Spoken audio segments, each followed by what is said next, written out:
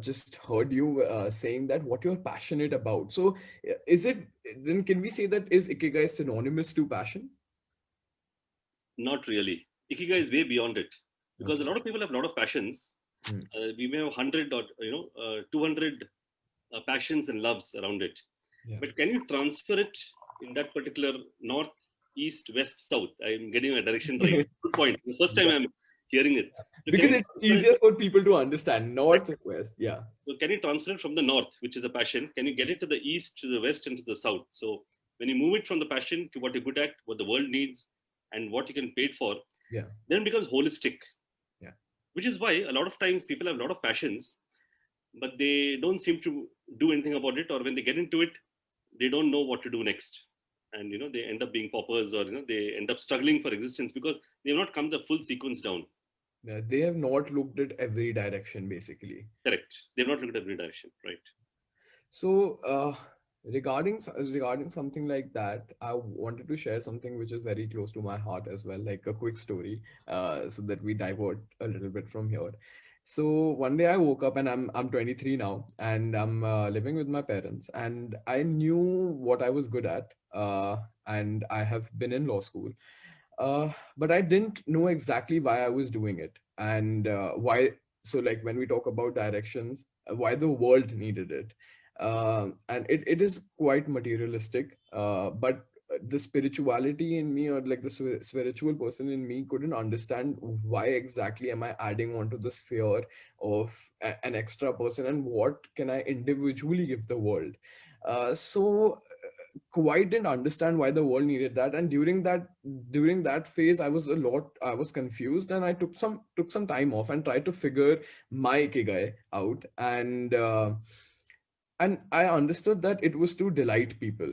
It was to help people. So I created this platform, and it makes me so happy, and I passionately work for it. And I put attention to every detail there is, and at the same time I'm relaxed about it. And working makes me happy. Working for helping people, working to build this platform up, working to engage with people, that makes me happy. So, of course, now everybody is wondering that, oh, Yash, you found your ikigai and you're happy where you are, and it sounds a bit self-centered. But where is my ikigai? What is my ikigai? How can we trace individual ikigais? How can somebody who's not found that, let's not call it passion. Let's not just deviate this by just saying that it's passion. Something inner, something inside you that burns. How do you find that? How do one trace their own individual ikigai? Wow. So it's great, at the age of 23, Yeah. that you have got into something, although you're a lawyer and you moved out, and you're getting into happiness coach, Yeah. and there's small correction in your entire flow, because I know people come back and say, yeah, you self-centered. Yeah. But you mentioned that you like to delight people and to help people. Yeah. And that's where the third point is, of connecting the world. So you found the reason for your particular, you found a various passion. You're also getting good at it as we go on. You're studying well. Yeah, I'm getting knowledge from all the coaches that we have. Yeah. And now you're slowly getting the third point. What is it in the world that you're sensitive about and that you connect to? And that's important to understand. So a lot of people are connected. They get connected to, let's say, it could be poverty, or it could be children issues, or women issues, or unemployment, or environment. You are connected to joy and happiness in people. Yeah. That's what connects you to the world. And that's the third one, which is the third direction, or the west direction. So you're certainly doing something for the world, Yeah. because otherwise, on the other hand, actually, it would be just self-centered if you're just doing it for yourself. Yeah. You're trying to help people in some manner around it. And hey, when you're helping people, you reach the fourth quadrant.